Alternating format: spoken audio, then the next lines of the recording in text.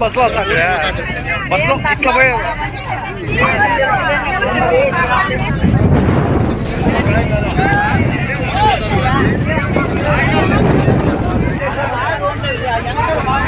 திடீரென நிலை தடுமாறி தலை குப்புற கவிழ்ந்த அரசு பேருந்து.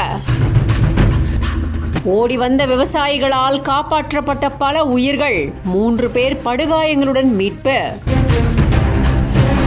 ஆந்திர மாநிலம் ஸ்ரீ சத்யசாய் மாவட்டம் நல்லமடாவில் இருந்து அனந்தபூருக்கு வந்த ஆர்டிசி பஸ் ஆனது 30 பயணிகளோட போய்கிட்டு இருந்திருக்கு.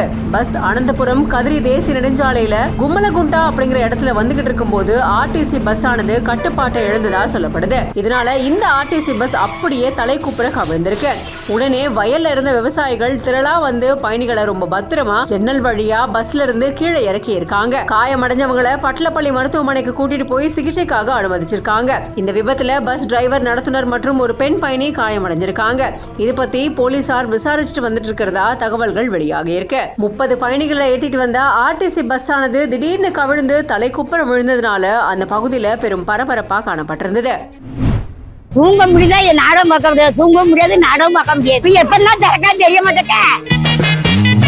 சொன்னபடி எங்க செய்தாங்க கவர்மெண்ட் எல்லாம் கேட்பாங்க, அதை தொடச்சிட்டு அப்படியே போயிடுவாங்க. அவங்க அவரை டிஸ்போஸ் பண்ணுங்க, அந்த ஆள் தேவையில்லை. இல்ல ராத்திரி 10 மணிக்கு தொட்டிய ஊத்து பாப்பா இதான் சொல்லி அப்ப நாங்க வந்து பொம்பளைங்க வந்து பழத்தொட்டி கொடுத்தாத்துட்டு இருக்கோமா, வீடு கரையா கிடக்கா அப்படின்னு.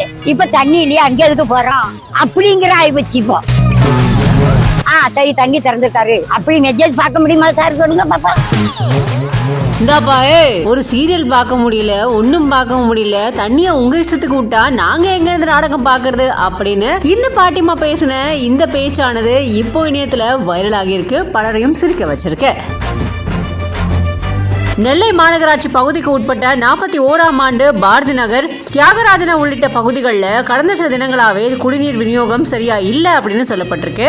இதனால பொதுமக்கள் மிகுந்த சிரமம் அடைஞ்சிருக்காங்க. பல முறை மாநகராட்சி அதிகாரிகள் கிட்ட இது பத்தி முறையிட்டும் எந்த விதமான நடவடிக்கை எடுக்கப்படல அப்படின்னு சொல்லப்படுது. இதனால இந்த பகுதி மக்கள் காலி குடங்களோட சாலை மறியல் போராட்டத்தில் ஈடுபட்டிருக்காங்க. இது பத்தி தகவல் தெரிஞ்சுக்கிட்டு மாநகராட்சி அதிகாரிகள் பொதுமக்கள் கிட்ட பேச்சுவார்த்தை நடத்தியிருக்காங்க. முறையான குடிநீர் வழங்குறதா உறுதி அளிச்சதுக்கு அப்புறமா தான் அந்த பகுதி மக்கள் மறியலை கைவிட்டு கலைஞ்சு போயிருக்காங்க. அப்போ இந்த போராட்டத்தில் கலந்துக்க வந்த ஒரு பாட்டிமா செய்தியாளர்கிட்ட பேசிட்டு இருக்கும் போது தண்ணி எப்ப வருது எப்ப போகுதுன்னு தெரிய மாட்டேங்குது, முறையான தண்ணீர் வழங்காம இருக்கிறதுனால யார்கிட்டையும் தண்ணீர் உதவி கேட்டு போகவும் முடியல, இதனால எங்களுக்கு நாடகம் பார்க்க முடியல தெரியுமா, எல்லா நாடகமும் நாங்க விட்டுறோம் அப்படின்னு ரொம்ப ஆவேசமாகவும் அதே சமயத்துல சிறுபலையோட இருக்க